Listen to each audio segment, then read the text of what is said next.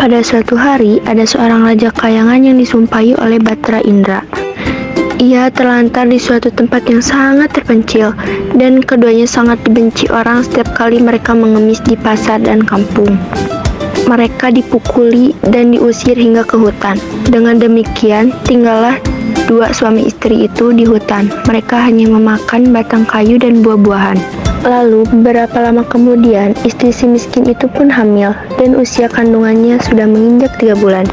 Sesudah itu, istrinya menangis karena ia ingin memakan buah mempelam yang ada di dalam taman raja. Kemudian hati suaminya itu terketuk karena ia mengingat bahwa dirinya akan menjadi ayah.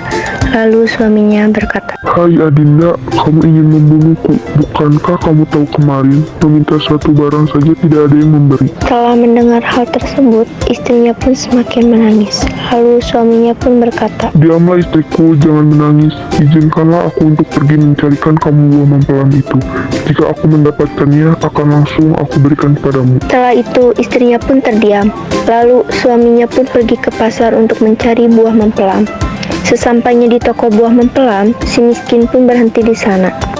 Ingin memintanya pun takut. Setelah itu, pemilik toko tersebut berkata, "Hai miskin, apa maumu?" Lalu si miskin menjawab, "Kalau Anda memiliki belas kasihan, saya ingin meminta buah mempelam yang sudah terbuang itu untuk diberi kepada istri saya yang sedang mengandung. Saya berani memohon hanya untuk satu buah mempelam yang sudah busuk itu." Lalu para pedagang di sana merasa kasihan mendengar kata-kata si miskin, sehingga ada yang memberi buah mempelam, beras, pakaian, dan buah-buahan. Si miskin merasa heran karena sebelumnya meminta satu barang pun orang di sana enggan memberi. Setelah itu, si miskin pergi ke hutan menghampiri istrinya.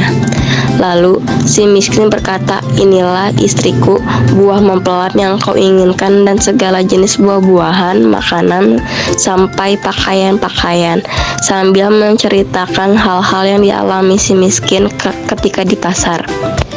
Namun istrinya pun menangis karena tidak ingin makan buah mempelam jika bukan dari taman raja, sambil berkata, "Biarlah aku mati sekalian." Lalu sang suami merasa kesal melihat kelakuan istrinya seperti orang yang ingin mati. Suaminya pun tidak ada pilihan lain selain pergi ke kerajaan. Lalu suaminya itu pun pergi menghadap Raja Indra Dewa. Sesampainya di kerajaan, dia masuk ke dalam kerajaan. Sang baginda bertanya, "Hai miskin, apa maumu?" Sambil bersujud si miskin menjawab, "Maaf raja, beribu-ribu maaf rajaku. Akan patuhlah saya orang yang rendah ini ingin memohon buah mempelam yang sudah jatuh ke tanah itu jika boleh rajaku." Raja pun bertanya, "Untuk apa kamu minta buah mempelam itu?"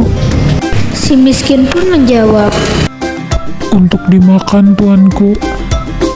Baginda pun menyuruh pelayan untuk mengambilkan buah mempelam kepada si miskin.